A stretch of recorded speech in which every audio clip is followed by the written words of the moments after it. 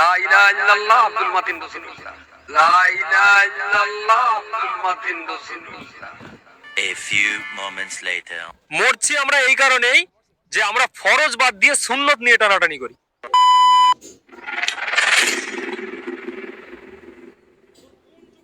তো হ্যাঁ গাইস, আসসালামু আলাইকুম। সবাই কেমন আছো? আশা করছি সবাই ভালো আছো। আমি আলহামদুলিল্লাহ খুব ভালো আছি। তো গাইস চলে আসলাম আজকে আবার একটা ইন্টারেস্টিং ভিডিও নিয়ে। তো গাইস আজকে ভিডিওটা আমি কোন টপিকে সেটা তো তোমরা থাম্বনেল আর টাইটেল থেকে বুঝেই গেছো। অ্যাকচুয়ালি গাইস আজকে ভিডিওটা আমি বানাচ্ছি এই কারণেই, দুদিন আগে আমি একটা ভিডিও দেখেছি মুফতি আব্দুল কাইম সাহেবের। মানে ওনাকে একটা ছেলে নাকি প্রচুর গালাগালি করে, অনেকদিন ধরেই গালাগালি করে, এবং ফেসবুকে একটা ভাইরাল ফটোটা ভাইরাল হয়েছে। সেটা ফটোটাও আমি দেখেছি। ওখানে আছে মুফতি আব্দুল কাইম সাহেব আছে, মুফতি আব্দুল মাতিন সাহেব আছে, আর মুফতি রজব আলী সাহেব আছে। এনাদের তিনজনার মানে ফেস লাগিয়েছে আর দেখাচ্ছে যেন ওনারা জুতো পালিশ করছেন। এরকম একটা ছবি মানে ওই ছেলেটা এডিট করে এই ছবিটা ছেড়েছে। তো ওই কারণে ওই ছেলেটাকে ধরে মানে মুফতি আব্দুল কাইম সাহেবের কাছে নিয়ে যাওয়া হয়েছে। একটা যে কোনো একটা মজলিসে উনি ওয়াজ করতে গিয়েছিলেন, ওখানেই ওই ছেলেটাকে নিয়ে গেছে। তো ওই ছেলেটাকে অনেক উল্টোপাল্টা বকাবকি করেছে। সেই ভিডিওটা আমি তোমাদেরকে দেখাচ্ছি প্লে করে, তোমরা দেখলে বুঝতে পারবে। তাহলে আমার আর বলতে হবে না, তোমরা ভিডিওটা দেখো তারপর আমি বলছি। কোন যোগ্যতায় তুই গাল দিস? কার দালালি করিস? তোর জান নামে তুই যাবি না তোরা যাবে। আর গাইস বাই দ্য ওয়ে আরেকটা কথা বলে দিই, আমি প্রত্যেক ভিডিওর মতন আজকের এই ভিডিওটা আমি তিনজনের কমেন্ট তুলেছি। তো অবশ্যই ভিডিওর শেষের দিকে আমি তোমাদের তিনজনের কমেন্ট তুলে রিপ্লাই করব। তো তোমাদেরকে বলবো ভিডিওটা তোমরা স্কিপ না করে দেখো, তাহলে অবশ্যই তোমরা বুঝতে পারবে যে কারা কারা কমেন্ট করেছে আর তারা কি প্রশ্ন করেছে। ঠিক আছে, চলো। তো গাইস এই যে ভিডিওটা তোমাদেরকে দেখালাম, এই ভিডিওটা নিয়ে প্রচুর ঝামেলা হচ্ছে দুদিন ধরে। যারা ঝামেলাটা করছে, মুফতি আব্দুল কাইম সাহেব এই যে ছেলেটাকে বকাবকি করেছে না, তোমাদেরকে তো দেখালাম। এই বকাবকিটা করার জন্য সবাই বলছে যে উনি নাকি পীর হয়েছে। পীরের ভাষা কি এরকম হতে পারে? নবীকে কেউ গালাগালি দিলে, নবীকে যদি কেউ মারতো, ওই আলেমগুলো বলছে এগুলো যে নবীর কাছে যদি কেউ ক্ষমা চাইতে যেত, সঙ্গে সঙ্গে নবী তাকে ক্ষমা করে দিত। আর ইনি পীর হয়েছে। কেমন পীর, কত বড় পীর যে ছেলেটা ক্ষমা চাইতে গেছে, উনি ক্ষমা তো করেনি, আবার উল্টোপাল্টা বকাবকি করছে ওনাকে। মানে এই জায়গাটায় ওরা নবীর সঙ্গে তুলনা করছে মুফতি আব্দুল কাইম সাহেবকে, তখন কোনো দোষের হচ্ছে না। আর মুফতি আব্দুল কাইম সাহেব যখন হেঁটে হেঁটে যাচ্ছিল, আর তালাওয়াল বাদ্র আলাইনা এই যে গজল যেটা, এই নাচটা যখন গাওয়া হচ্ছিল, তখন ওদের ফেটে যাচ্ছিল, তখন নবীর সঙ্গে তুলনা হয়ে যাচ্ছে। আর এখন ওরাই নবীর সঙ্গে তুলনা করছে, কোনো দোষের হচ্ছে না। আমি এই কথাটা তুলেছি এই কারণেই যে তোমাদের ফতোয়া তোমাদের ঘাড়েই পড়ছে। যারা একটু চালাক, যারা একটু বুদ্ধিমান, তারা এগুলো ধরে ফেলবে, তারা এগুলো বুঝতে পারবে। আর যারা গন্ড, তারা কোনোদিনই বুঝতে পারবে না, তারা মনে করবে ওটাই ঠিক, ওটাই একদম ঠিক কথা বলছে। মানে তোমরা লাগাচ্ছ কেন ভাই? যেটা সত্য সেটাই বলো। মানে যেটা সত্য সেটা তোমরা এমন ভাবে পেঁচিয়ে মিথ্যা করে দিচ্ছ, ওটা সাধারণ মানুষ বুঝতেই পারছে না। এরকম কাজ করো না, প্রত্যেক আলেমদেরকে আমি বলছি। আর আরেকটা কথা, অনেকে আমাকে বলছে যে মুফতি আব্দুল কাইম সাহেব শুধু না, আরো অনেক আলেম ভালো আছে, তাদের তারিফ কেন করছিস না? আমাকে মানে গালাগালি করছে আর এগুলো বলছে। আরে ভাই, মুফতি আব্দুল কাইম তোর কোন যোগ্যতায় তুই গাল দিস? কোন যোগ্যতায় তুই গাল দিস? কার দালালি করিস? তোর জান নামে তুই যাবি না তোরা যাবে।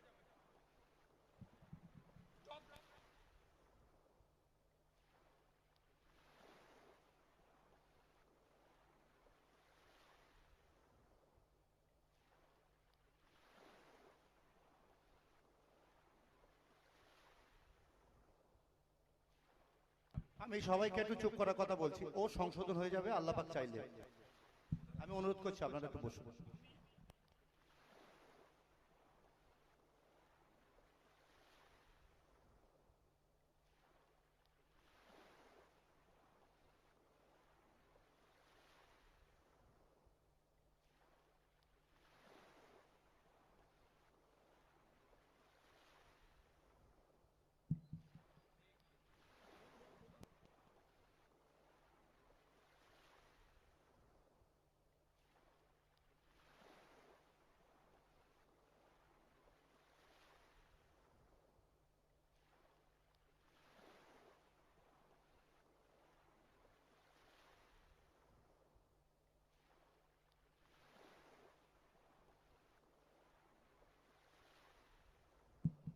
আমি ছেলেটার পক্ষ থেকে আপনাদের কাছে ক্ষমা চাইছি।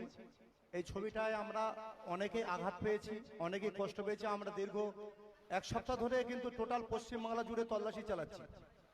আমাদের দাঁড়ান, আপনি একটু বসেন, সবাই কথা বলবেন না। আমরা টোটাল সাইবার টিম থেকে গোটা পশ্চিমবঙ্গ দূরে সার্চ করেছি, করার পরে আমরা একে খুঁজে পেয়েছি। আগামী দিনে যেন এমন কোনো ঘটনা না ঘটে, তার স্বীকারোক্তিটা নেওয়ার জন্য আমি এই পর্যন্ত নিয়ে এসেছি। আমি হুজুরের কোনো অনুমতিও নেইনি, আপনাদের কাউকেও বলিনি।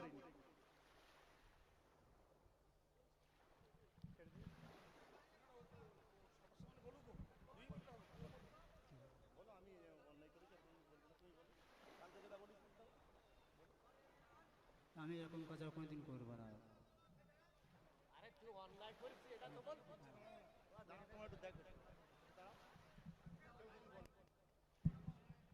আমি আপনাদের সবার কাছে অনুরোধ করছি, আপনারা কেউ আওয়াজ দেবেন না।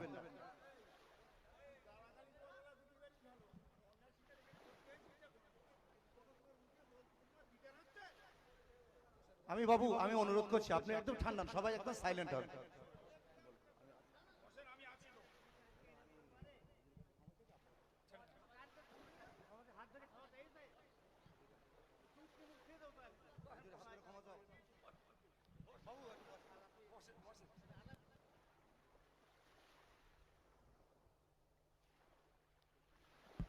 আমি তোর এক কথাই বলেছি না, তুই সোজা হয়ে যা, ক্ষমা এমনি হয়ে যাবে। অভ্যাস পাল্টা হতে গেলে সামনে আমি আপনাদের চুপ করুন প্লিজ প্লিজ।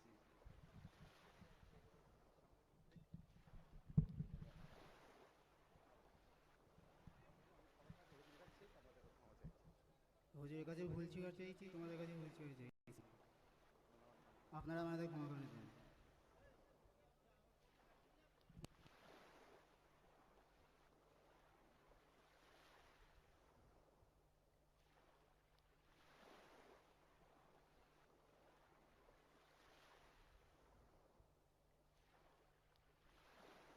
যাক শুনুন, আমি একটা কথা আস্তে আস্তে আস্তে আস্তে আস্তে আস্তে আস্তে না না না শোনো, আমি একটা কথা বলি। আমি একটা কথা বলি, ব্যাপারটা যখন আমাদের, আমি ওই ছেলেটা অনেক আগে থেকেই গালমন্দ করে, কিন্তু সে করে আমি কোনো দামও দেই না, পরোয়াও করি না, সেটা নিয়ে কোনো কিছু মনেও করি না। কিন্তু ও যখন ফেসবুকে দিয়েছে, আমি জানিও না, আমি ফেসবুক চালাইও না জি। পরে ব্যাপারটা আমি জানতে পেরেছি আজকে সকালবেলা। আর যাই হোক, আমি আপনাদের একটা কথা বলি, বিশ্বাস করুন, এ আগে থেকে ওইরকম করে বলে আমি কথাগুলো সামনে বললাম, না হলে আমার কাছে এরম লোক অনেকেই মাপ চেয়েছে, আমি কিচ্ছু মনে করি না, এক বাক্যে মাপ করে দিই। কিন্তু এটা এই জন্যই বললাম যে ও মাপ চাইছে জনরোষে না সোজা হবে তাই, ওই জন্যই বললাম, যেহেতু ওর আগে থেকে অভ্যাস আছে জি। তো যখন বলেছে আর গাল দেবে না, আমি আপনাদেরকে অনুরোধ করছি ওর পক্ষে, ওকে কেউ কিছু বলবেন না। আমি আমার পক্ষ থেকে ওর ভবিষ্যতে গাল না দেওয়ার শর্তে ওরে মাফ করে দিলাম। কথা বোঝা গেল? ভবিষ্যতে গাল না দেওয়ার শর্তে ওরে মাফ করে দিলাম। আপনাদের কাছে বলছি, খবরদার ওকে কেউ কিছু বলবেন না, একদম না, ঠিক আছে? আপনাদেরকে ধন্যবাদ, আপনারা অন্তত হকের পক্ষে কথা বলেছেন, এর জন্য আপনাদের দোয়া।